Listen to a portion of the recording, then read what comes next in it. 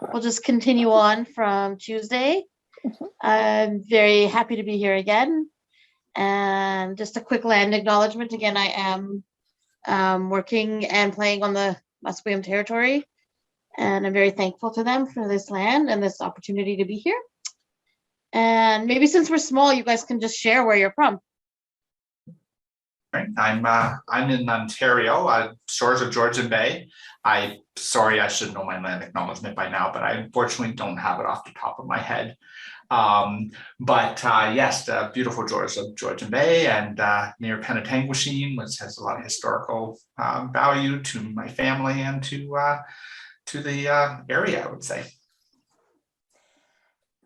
And I am originally from the same area. I call my home territory, but I'm currently disconnected from there and living in the, I believe it's a Three Fires Confederacy territory in Windsor, Ontario. So there were three Indigenous peoples who lived and originate from this land. And I appreciate that, learning and working and living on the shores of the Detroit River.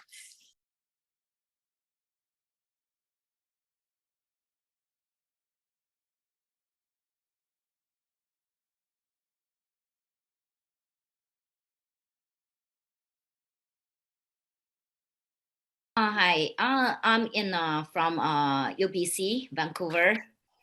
Yeah. Nice to meet you. And nice. do you go by Amy? Yes. Okay. I'm glad you came. You were here on Tuesday as well, I believe. Yes, yeah. Yes, but I was late. I couldn't find the link. Oh. Yeah. So you have the link, and I'll put it in the chat right away so you can find it again for today. Yeah. It's the same site. Yeah. But it is a series of pages that are nested specifically just for workshop number 2. Okay. So with that, in introductions, what I'll do is I'm going to start screen sharing. My plan or intention is to not take as many active blocks through the workshop today, and maybe 15 minutes early, and have you go back and do some of the activities afterwards, if you so choose, just to experience some of the opportunities that will come out of the workshop. So I'm going to screen share. And we're going to start with, you're seeing my site, The Inspiration of Playing with Blocks. And as a new grandparent, I'm very anxious and excited about how blocks can impact learning.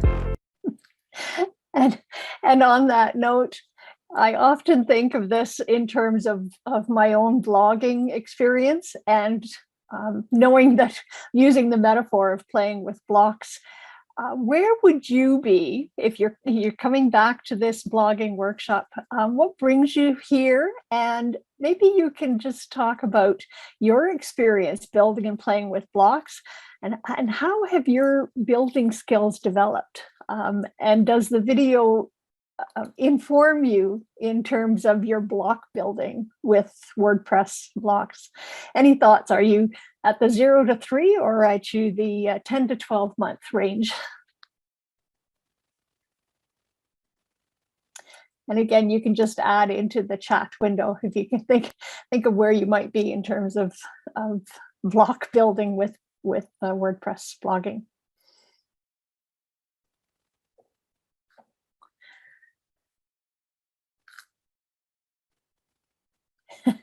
Yeah, knocking down blocks reminds you of trying to figure out the themes and messing up on the site design. Yes. So as soon as you think you've got it where you want it, and it falls apart. Okay, Van or Amy?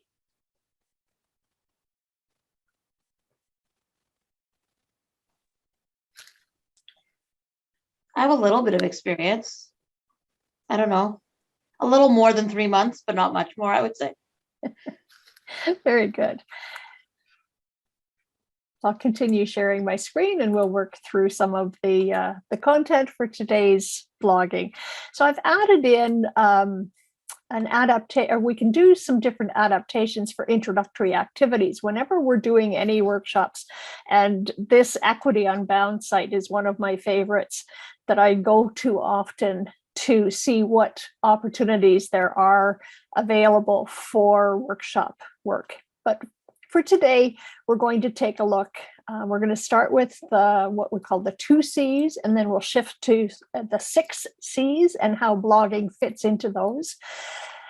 We'll look at how to create a conversation, and the purpose of this is structures for engaging commenting with blogging, looking at the settings in WordPress, looking at plugins, users, and tools, taking a look at whether to have a domain or not as an educator, linking to some of my favorite resources, and an invitation to continue to connect as a blogging community, or as a beginning blogging community.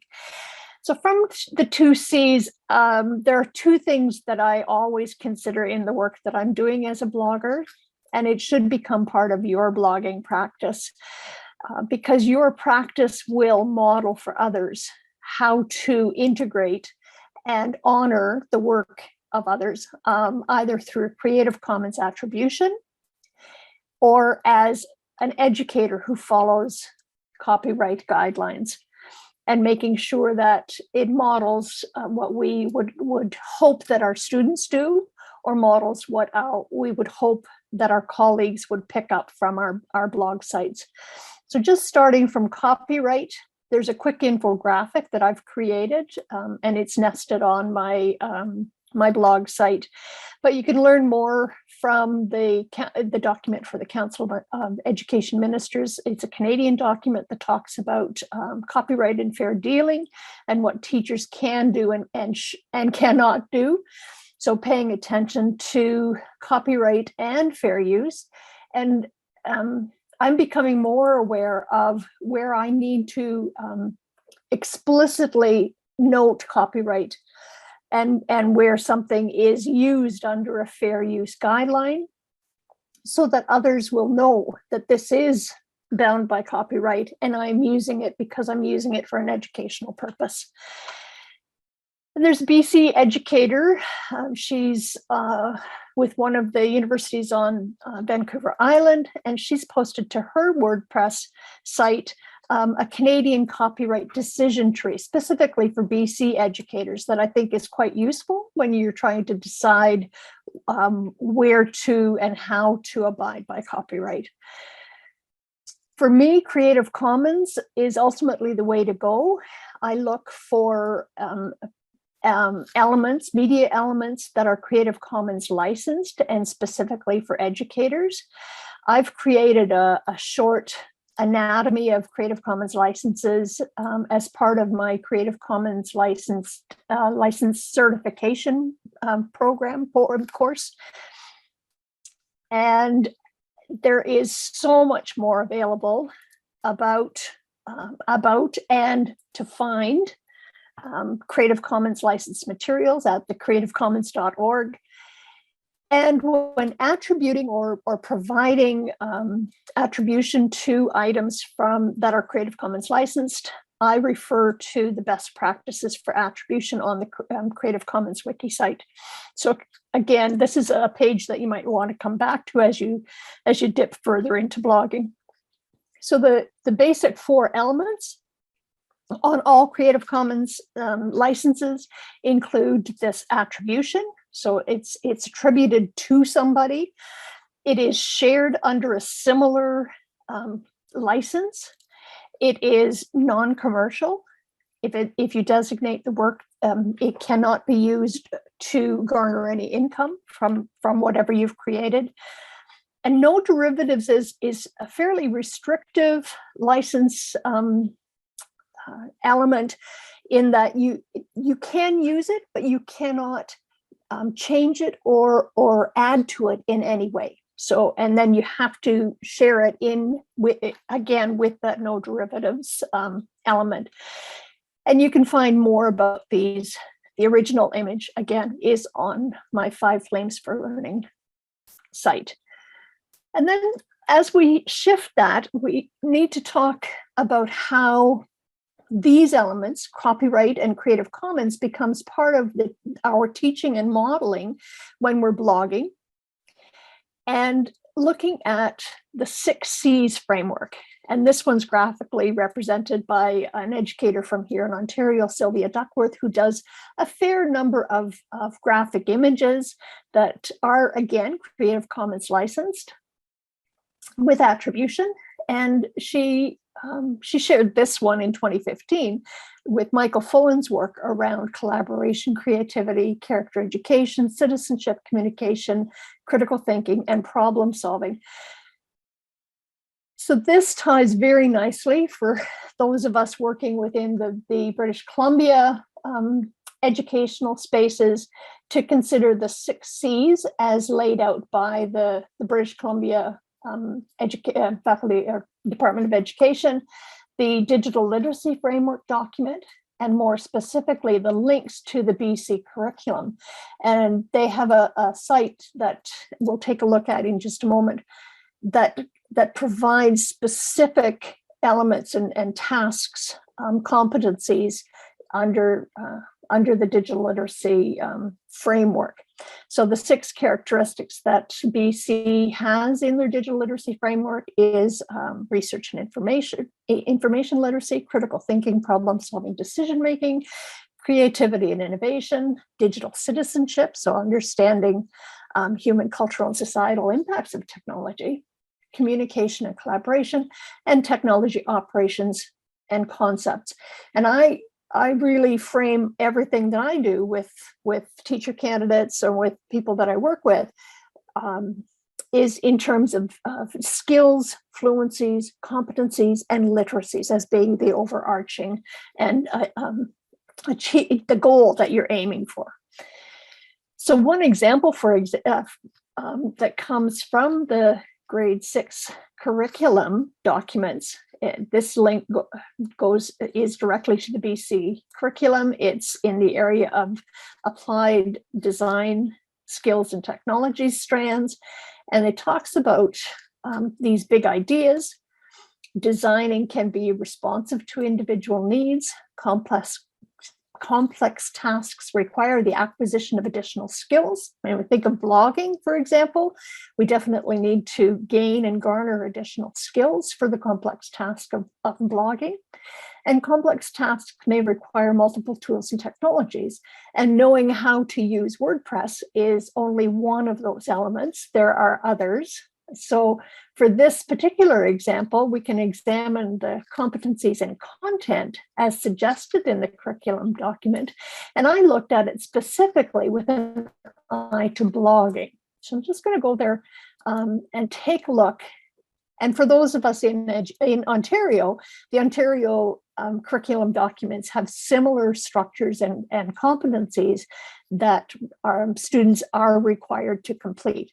So in this case, the curriculum competency is listed here, and then the specific content and possible experiences that students can have are listed on the right-hand side. So for example, computational thinking, Digital literacy, internet safety would be something that could be addressed as students are blogging, or as you model a blogging practice with students.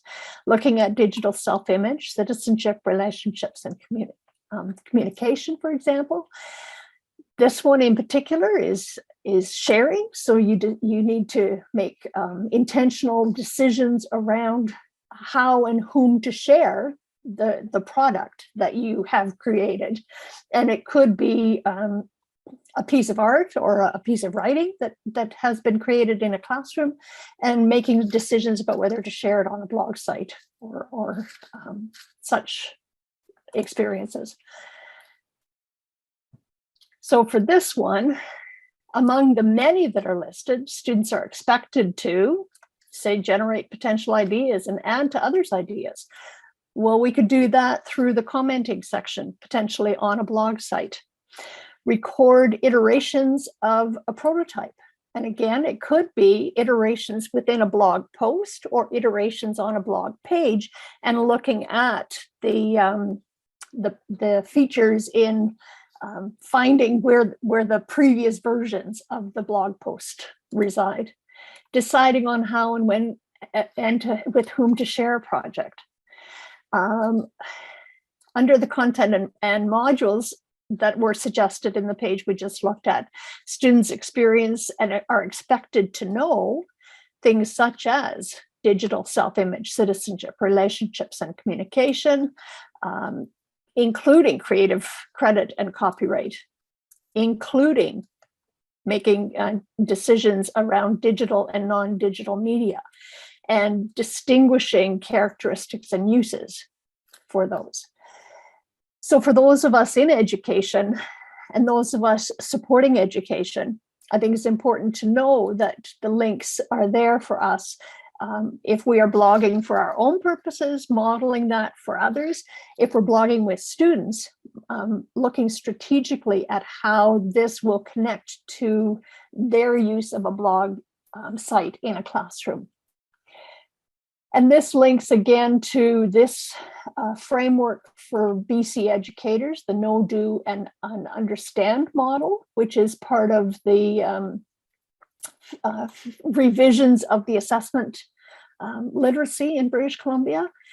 And there's a nice site on the SCARF Sandbox that we looked at, or that I mentioned on Tuesday, that talks about this. We'll just take a quick peek at this. The SCARF Sandbox is a rich repository of lots of resources. This one is just one of the many pages you'll find on this site for BC educators and people within the UBC University of British Columbia Faculty of Education in particular. But this one talks about how, the basics of what to look at. And what's really nice here is that there's also a series of templates that you can access and download so that you can, again, use the Know, Do, and Understand framework in your own teaching practice. And blogging practices can become embedded within a growing assessment literacy in BC and obviously here in Ontario as well, to support documentation for students in K-12 and looking at ways to mobilize knowledge, share knowledge that students are creating, not just within the classroom, but beyond the classroom. And being true to the priorities of the Edith Lando Virtual Learning Center, I think it's important to bring a greater awareness to how blogging can be used within a teaching practice that respects and honors the voice of Indigenous peoples, using the principles of Indigenous principles of learning. This poster should be familiar to BC educators. It may not be familiar to those who are outside of the BC educational spaces, but I think it's a valuable one, because when you look at this poster, and I look at it frequently enough to see where I can see technology emerging in the conversations.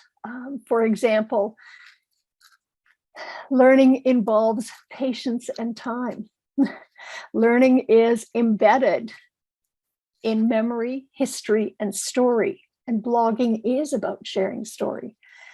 Learning recognizes the role of Indigenous knowledge and knowing what Indigenous knowledge can be shared and what Indigenous knowledge is sacred and should not be shared, and knowing that permissions need to be in place for Indigenous knowledge.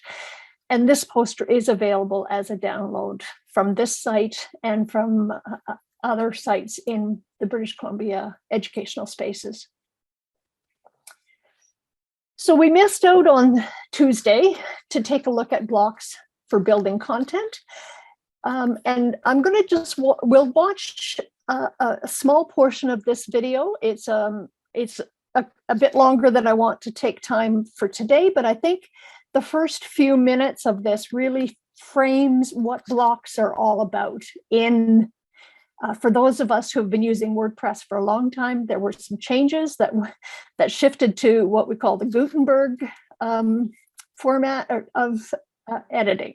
So for instance, from here, and I want to show you some of the main features that it has so you can get up and running quickly. Hey everyone, I'm Christina with WP Beginner, where we teach all about WordPress so you can grow your website and reach your audience. So if you're ready, let's dive in. If you've been using WordPress for any length of time, then you will remember the classic editor. We're now calling this the classic editor. This is where it's kind of a typical Microsoft Word feel, where you have your content down here that you write on.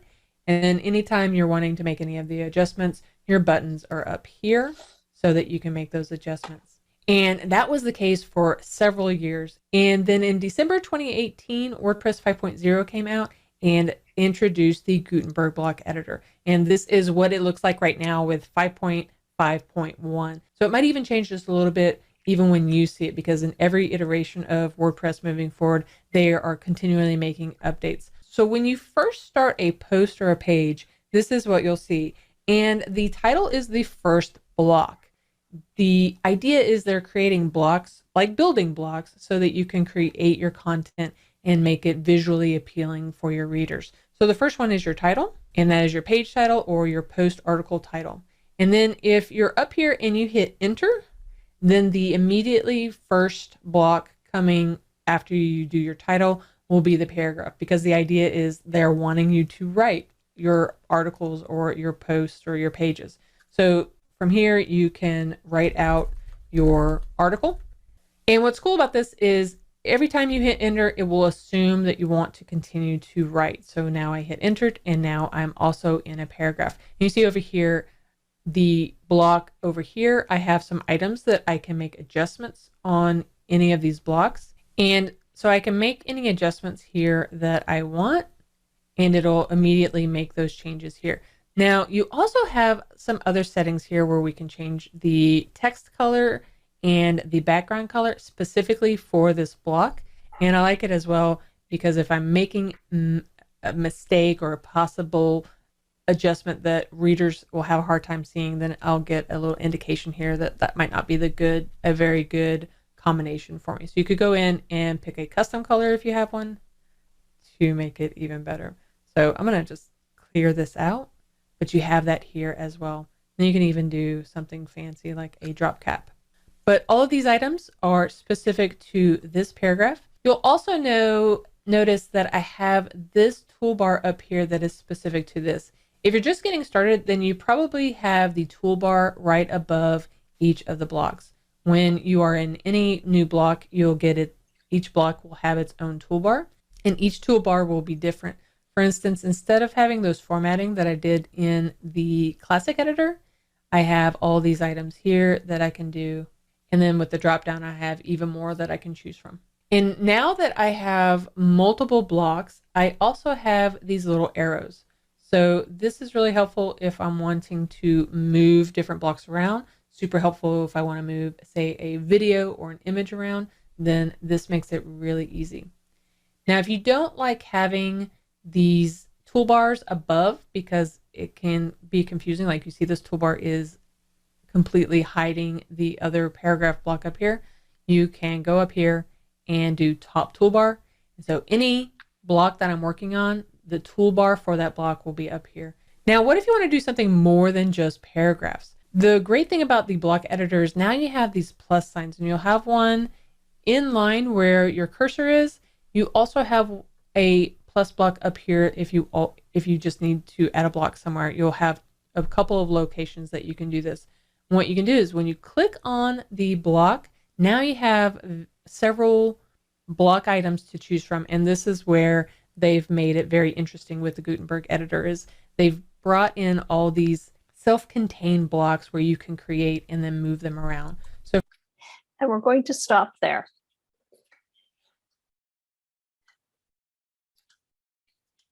Because I've laid out that there are a variety of different blocks available.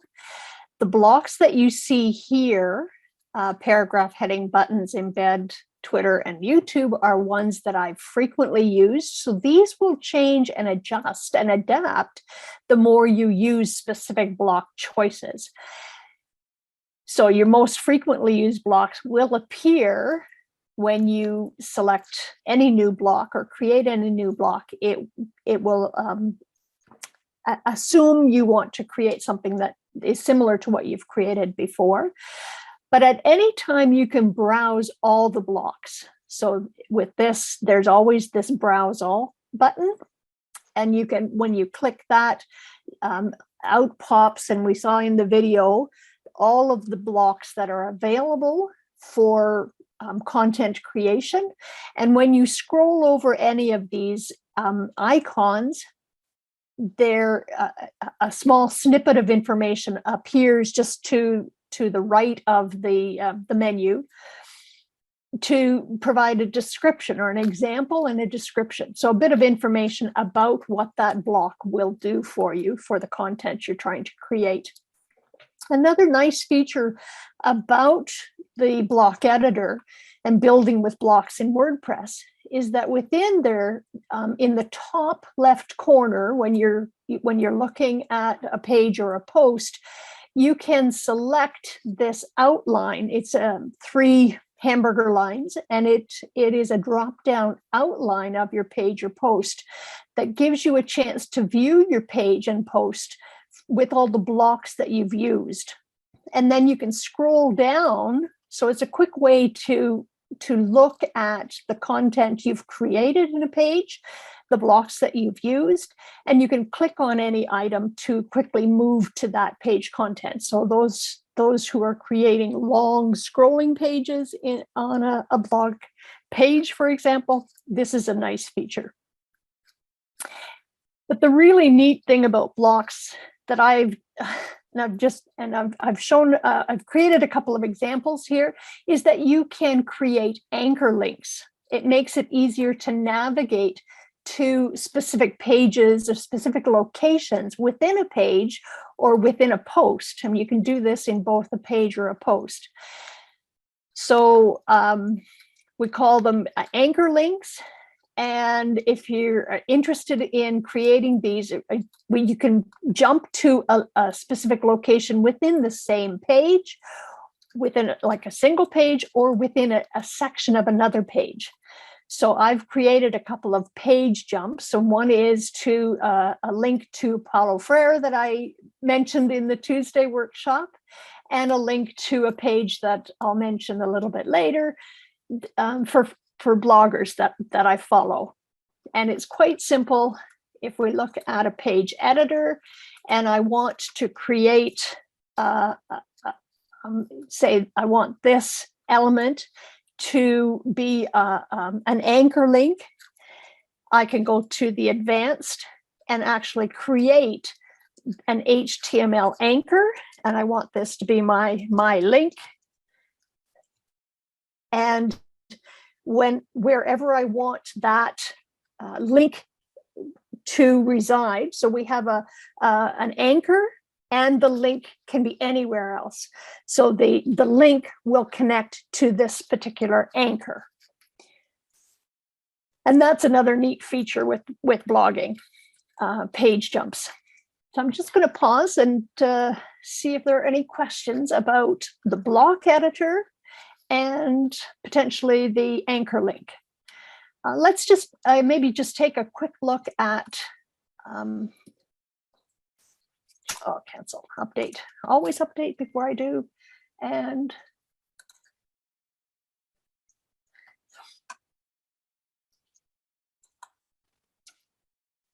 let's go to the workshop 2 page. And let's look at adding a new block. And this new block, I want to browse all. So from here, I can see all of the possible blocks and potentially a sample of it. And they're categorized. There's a section for media, specific media blocks, specific blocks for design, specific widgets that you can add in, including HTML, custom HTML and short code, embeds. And again, there's a larger variety of embeds available with the new block editor than there were previously. It was quite tricky to embed other sites, other content into your blog site. So this is quite nice, including to WordPress and WordPress TV. I'm just going to pause and see if there are any questions, any comments, any thoughts, thumbs up. Okay, thank you, Simone. I'll continue sharing and continue working through. So for me, blogging is not just not always about my content, but also about building a conversation to others who may also be blogging or who may want to read what I've created. So you have the option with WordPress to add comment availability, encourage others to add or provide feedback on either a page or a post. And we'll take a look at how this is structured. For me, a memorable post was this one where I created a post called Me in Media. And it was just as I was re-energizing my blogging practice as a teacher educator. And I ended up with 12 comments on a blog site, which for me was quite significant. And one of those was a blog post in itself. So providing a chance to get that rich, robust feedback from others, I think, is of value to our students. And it's something that I've built into the courses that I teach, where I have students blogging, and I ask them to provide comments on each other's blog sites, because it's one way to have conversations with others. They say, you can turn it off and on, you can prevent others from commenting, but there is an option for moderating comments. So you have this mechanism for approving or deleting comments. And if you're using a blog site to showcase student learning, I think it's a great idea to include acceptable use guidelines or a code of conduct or potentially terms of use, which you can co-create with students in your class. And then depending on the age or stage of your students, whether they, I should say, self-police to ensure that people are following the code in terms of commenting and posting. So comment moderating can be activated or should be activated in that sense to avoid any explicit terms or reference or avoiding spam comments coming through on the site. This is my ultimate favorite video of how to write. And again, we won't watch the whole video, but it's an example of a classroom teacher in California who has used commenting with her students.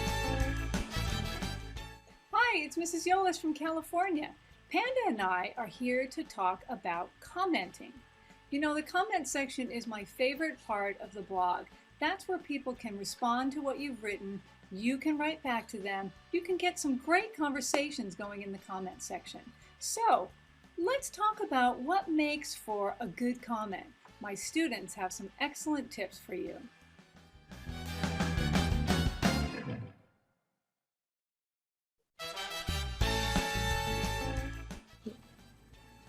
I like your shirt.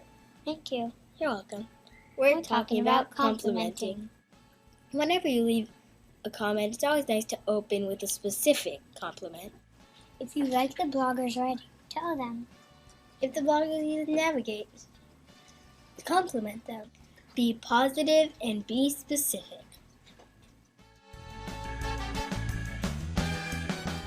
It's always good to add factual information to your comment. For example, if someone's writing about the Statue of Liberty and you've seen it or read about the Statue of Liberty, go ahead and write some new factual information. How old is it? How tall is it? Be sure to look at the comment section to make sure no one has written what you want to say. And if no one has, go ahead and write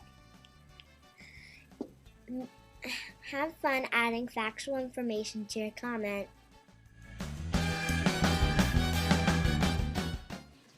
To make a comment better, it is nice to have a connection with the writer. Connections remind people of things. For example, let's say your friend published a post about their camping trip and it reminded you of hiking at Big Bear. Then you might want to share some facts about your trip. And that's the value of commenting. Inviting comments can extend and catalyze some deeper thinking.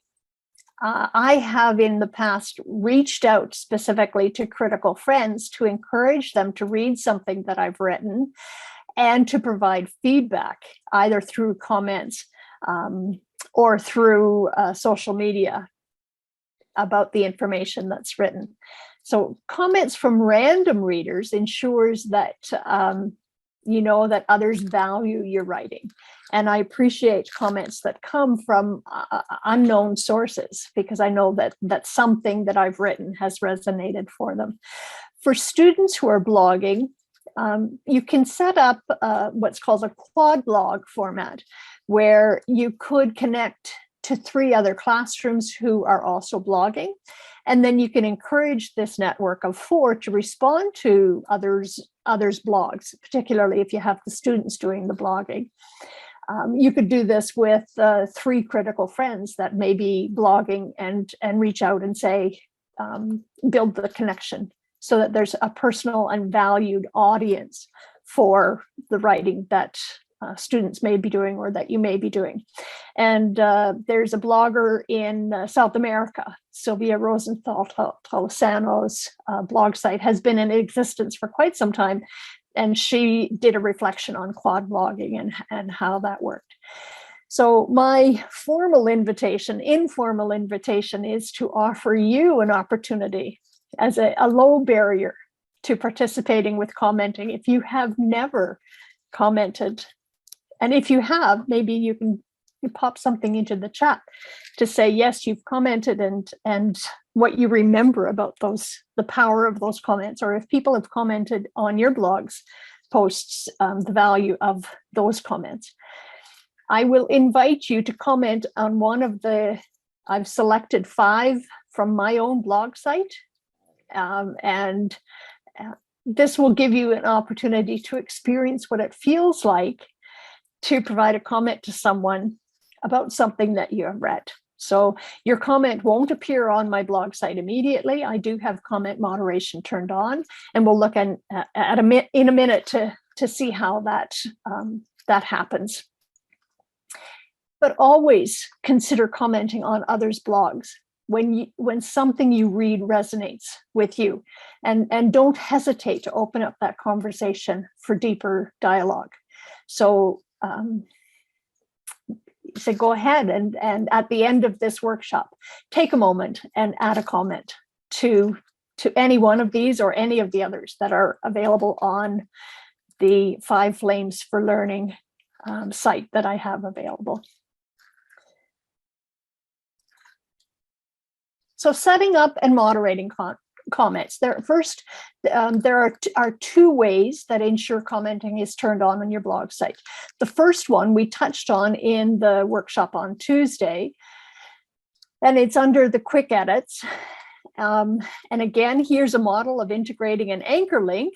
I wanted to slip back to workshop 1, and I've set up an anchor link specifically to the image for quick edits on a page. This is the quick edit for page, and here is the element for allowing comments. Just it's a radio box that you check, and the same for quick edits on posts, allow comments or allow pings. So this is specific to the individual page or post. That is not for the whole blog site. Okay. And here's the anchor link that I typed in right behind the page URL, and then the anchor link goes right after it. So it links to the page and then to the anchor. The second option that you need to do is ensure commenting is turned on your whole blog site. So that here we'll do from the settings in the dashboard. So if we look at the edit version, we're going to go to the dashboard. I'll leave the page because we don't want to save what we've done. And under here, there's the settings and under discussion. And this is where we turn on or turn off specific options for commenting. So attempt to notify any blogs that link to this post, other comment settings. A comment author must fill out name and email. Users must be registered and logged into comment. Automatically close comments on older posts, so the comments won't be active once the post is older than a certain number of days. Show comments, the opt-in checkbox, enable threaded nested comments.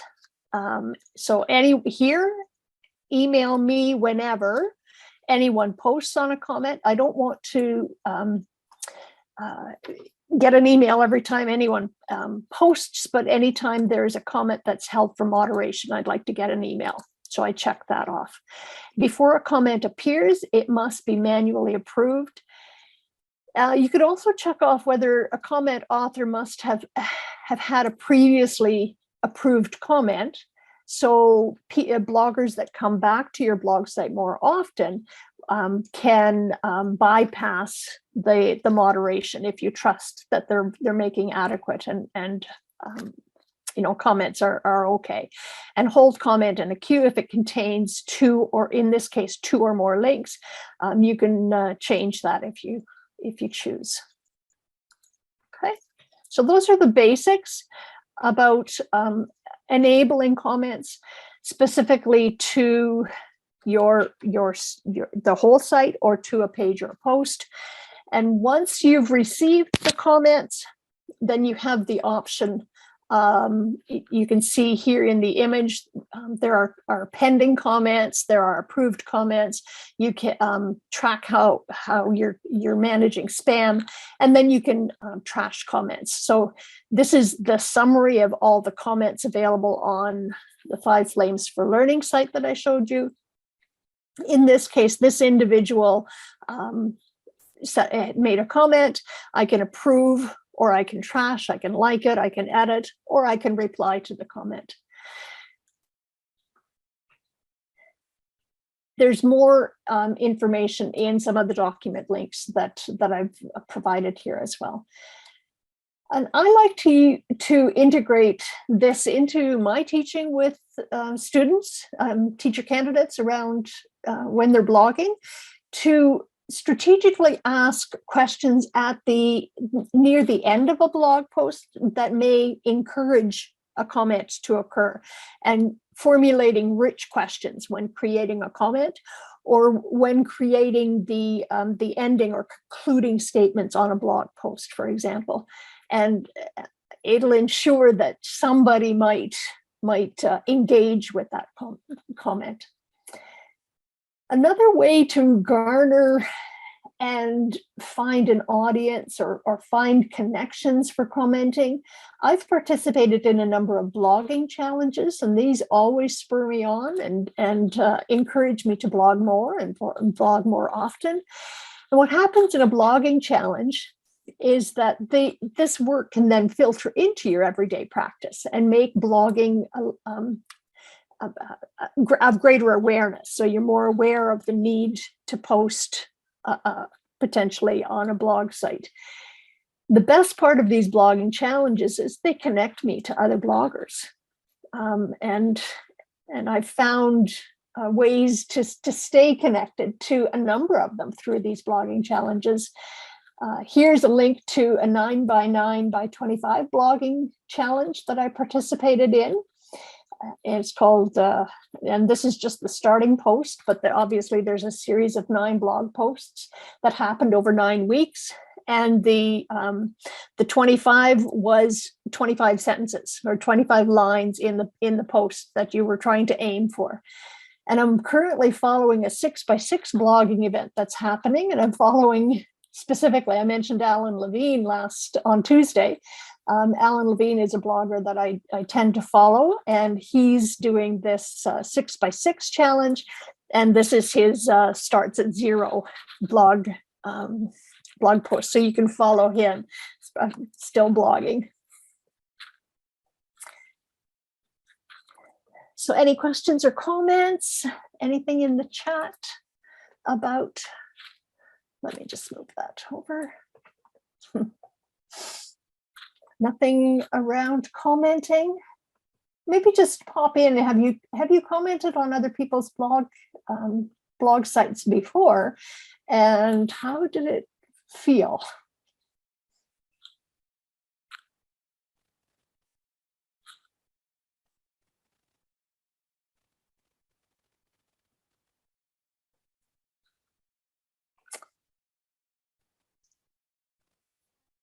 Yes.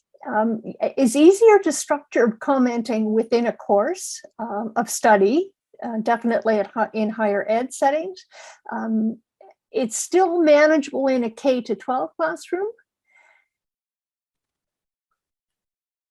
Yes, it is very nice when you get the opportunity to have a conversation with someone.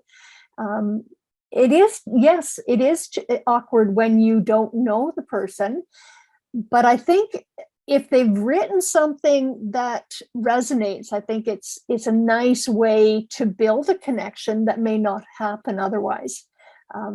So it is definitely a little, takes a little more courage to comment on somebody's blog site that you're not too familiar with. Yes, and I think the more you do it, the more comfortable you become doing commenting, just like with blogging itself. The more you do, the more you become comfortable doing it. All right, we're working through settings and more. So there are lots of settings that we didn't talk about on Tuesday, and that are available for that back end, managing the functionality and the options for your own use and what's available to your viewers. And we'll take a walk through some of these. I won't go through each of them in detail because I've provided some resources and videos that will help guide you through some of these. So the general settings, you'll see, and we've gone to the discussion. So under settings, the general settings that you'll see, you can adjust the title of the site, you can adjust the tagline for the site, the administration email. Oh, we'll edit that one out of the video. The time zone for the site, and this site happens to be time zone to Vancouver, the date format that you want to use within the site, the time format you want to use, and when your work week would start. So those are the general settings. Writing settings, the settings for writing. your default post category. In this case, is it defaults to uncategorized, but you can shift that to whatever other categories you have available that you want to have. Every post will be tagged with that particular category. Your default post is standard, but again, you can choose different post formats as your default. Standard is probably the easiest to manage. Default editor for your use and for those users that you might add to your blog site, either classic editor or block editor, and then the permission to allow users to switch editors or not. Under reading, so you can change, in this case, on this particular site, the home page will display as a static page or your latest posts. So I've dictated that I want the site to open when people first visit your site. They're going to start with the home page, and the page is called starting block, and that my posts page has a title, but I can select it to be something else as well. Blog posts show at most 5 posts, so you prevent the endless scrolling. We'll just bump down. Each post in a feed includes the full text or a summary, so you can do just a summation. And again, the site visibility, whether you want search engines to index your site or discourage search engines from indexing your site, and making this visible only to registered users. Only to registered users of this network would be people within your own educational space network, school system or UBC system, for example. Registered users to this site or only to the administrators of this site. So you have control over who gets to see your blog site. Okay. And under discussions, we've already looked at this one.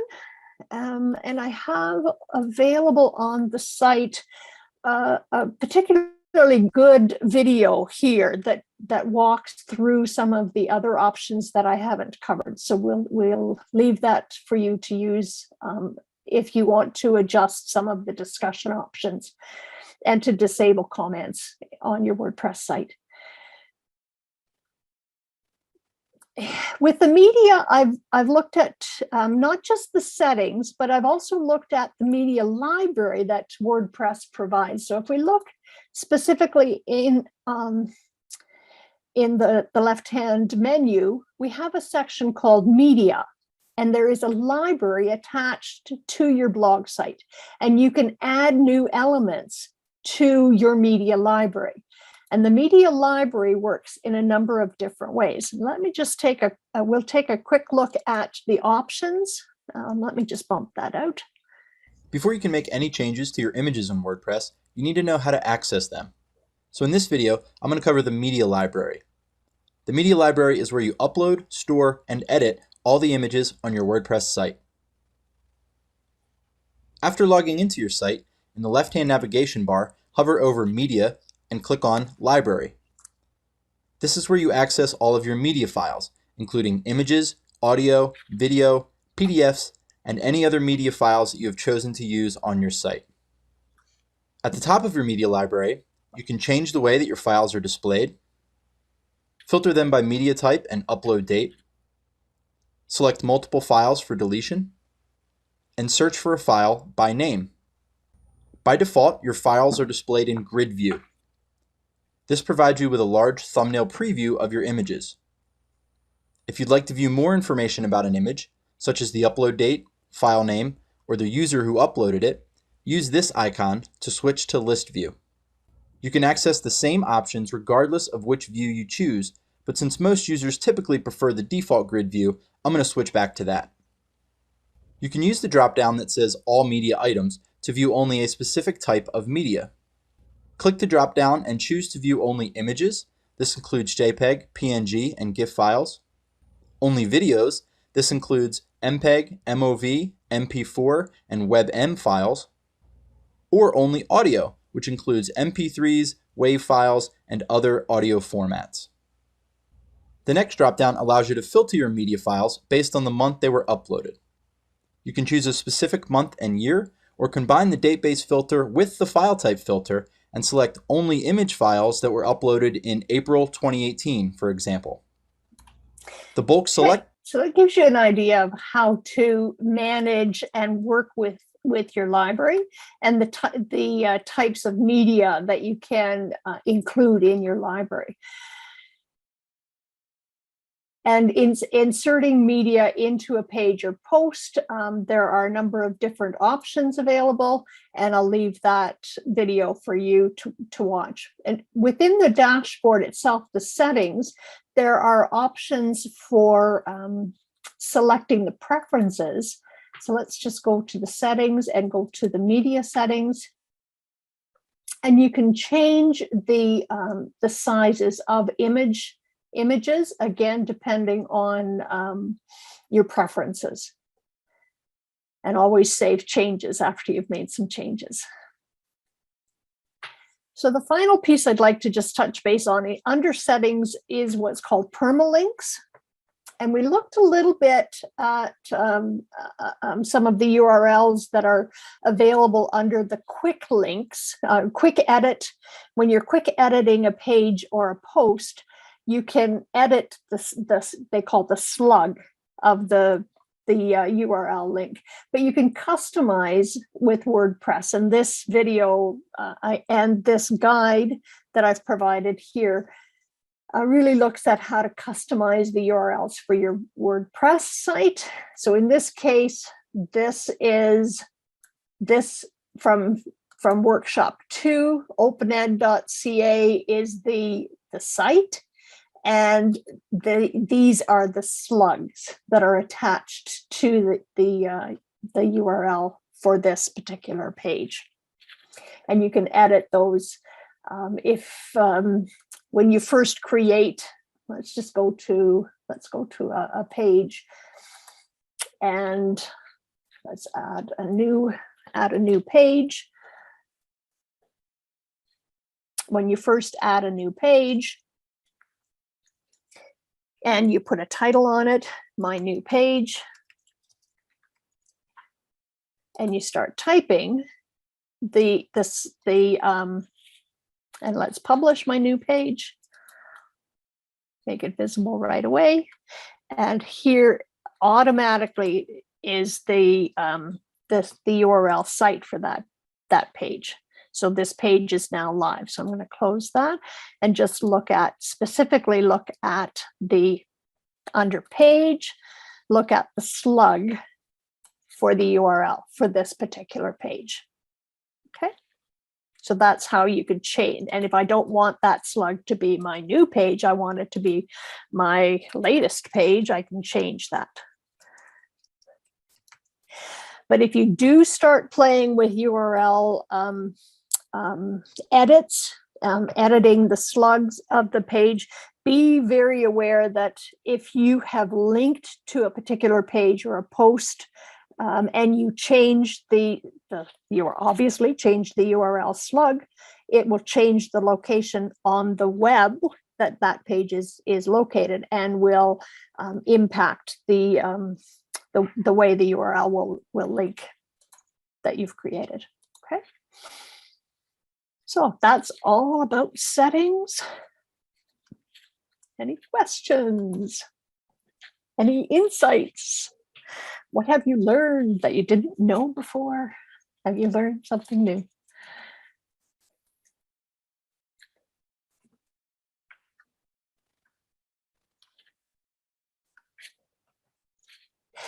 I'll continue on. Looking at plugins and WordPress. Yeah, thank you, Simone. Yes, I'm hoping that this website will provide that opportunity for you to go back and review at will. So looking at plugins, so what you get out of the can, WordPress comes with basic functionality and security, but plugins are third-party applications And there are multitude of them that you can integrate and combine into your WordPress site. But just a caution from my own experience, they can be a challenge to figure out if it's the right plugin for you or for your purpose. I talk to other WordPress bloggers. I turn to critical friends who have blogged and may have tried different plugins. Two of the most common are Askimate for spam management and Jetpack for security purposes, but take your time and review them. Your WordPress site isn't going to break if you don't have the plugins attached, but there are a number that do add functionality to what you're doing, and this is just a quick screencast of plugins that are available from the OpenEd.ca OpenETC WordPress site. A number of them that are available, and they provide a brief description. You can activate immediately. You can reverse your decision. You can unplug a plugin, and so again, just a caution to figure out whether that's what you really want to add to your functionality. And a number of the videos that I've included on this site do recommend or suggest different plugins, ones that I haven't seen or looked at before. So again, you can use critical judgment. You can add users to your blog site in a number of different roles. So I say blogging can be a lonely place if you're doing it all alone. If you create a blog site and you can have friends on the same blog site, you can keep everyone engaged and learning together. And it's an alternative way to have older students take control of a blogging site, introduce them to this new form of writing without having them or requiring them to have their own blog site. So WordPress comes with a standard set of roles. We'll take a quick look at those in a moment. Yes, learning with friends is definitely better. So other roles include editor, author, contributor, and subscriber. And the more you can understand more about these roles using the resources here. So we'll just very quickly show you how to add or select users to your blog site. I'm going to leave this page and go down to users and add a new user. I'm going to take a look at all users first. So I am the only user, so I want to add a new one. And I can add an existing user, and this existing user has to be on the network to which I am part of. It could be a system network or, again, a university network, and that person will get an email. We'll send them an email and add them as a specific role. And if you want to learn more about the roles, they're on that resource that I've added to the page. So you can add specific roles, and they can do different things depending on the role that you dictate for them. Or you can add a brand new user who's not part of your system network, and you can add them to the site. I would suggest you ask them what their username might be and what email they'd like you to use to subscribe them to either contribute, become an author, or an editor. I retain the administrative role for blog sites that I operate or that I'm in control of. And finally, I'm just going to add some information about domain or not. And for those of you who have never considered why you should have a domain of your own, specifically to your blog site, I highly suggest that it becomes a way for you to begin or build your digital identity with a domain of your own, something that you can The arguments are whether you own it or whether you rent it for the duration. There is a cost available, but having a Canadian domain, a .ca domain, shows or people can then recognize you as a Canadian from anywhere in the world. So CIRA.ca is the organization that manages the domains for all Canadians. And according to their 2020 fourth quarter report, BC has the highest per capita domain service in Canada. So you can, excellent. Yes, my domain is a .ca. Excellent. And I have not only a .ca, I have a .com with my name attached, and I also have a .com for my 5 flavors for learning. So each of them does require an annual subscription that you maintain as part of your net identity.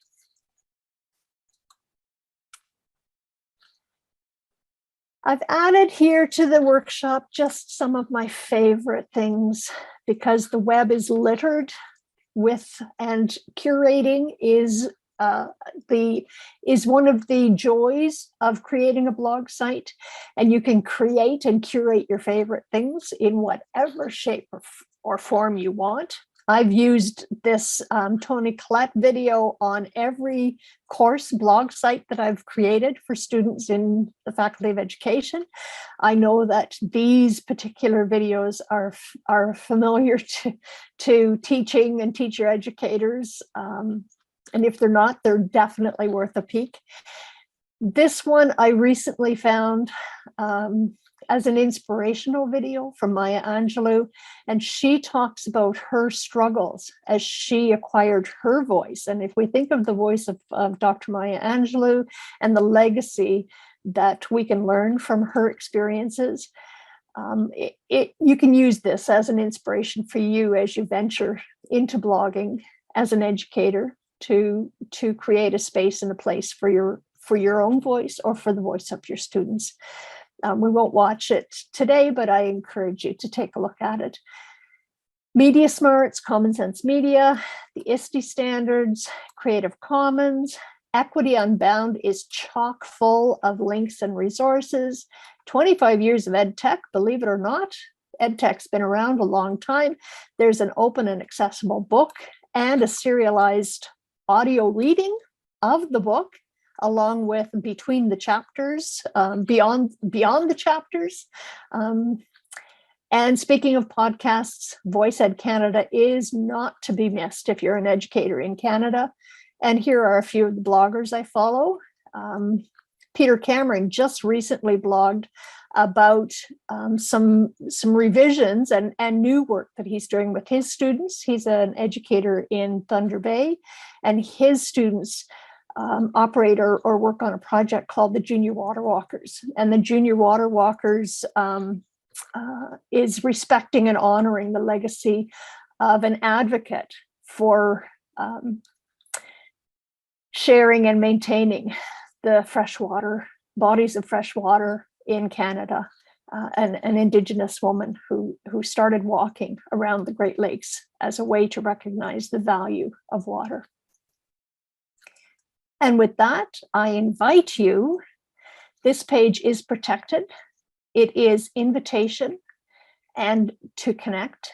I've added my many blogging examples, and I've added one blogging example that was shared with me, and I hope that's okay. But I would like to add your blogs to this. This page is password protected, and the password will be emailed out to those who offer to connect and accept this invitation. So on that note, I will wrap up and give you some time to write some comments or continue working on your blog. There's lots in this blog site. The legacy will be here. I know that Payvan, in the work that you do, it will be nice to share this with those educators who reach out and are interested in blogging. This is, again, Creative Commons licensed, so people are welcome to use it and remix it in any way they can. That's very exciting. Thank you so much for everything.